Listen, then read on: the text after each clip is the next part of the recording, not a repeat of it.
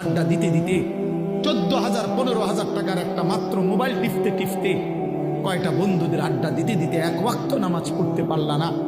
একটা auto driver সামান্য একটা অটো চালাইতে গিয়া এক ওয়াক্ত নামাজ পড়তে পারলা না বাপ। একটা সিএনজি ড্রাইভার, তুমি মাত্র একটা সিএনজি চালাইয়া 500-700 টাকা সর্বোচ্চ কামাই করলা।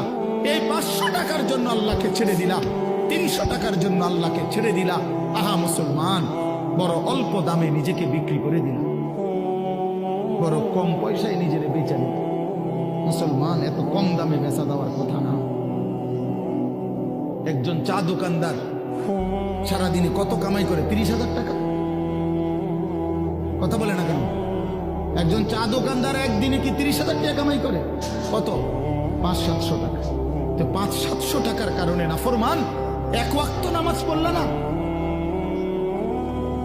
বলে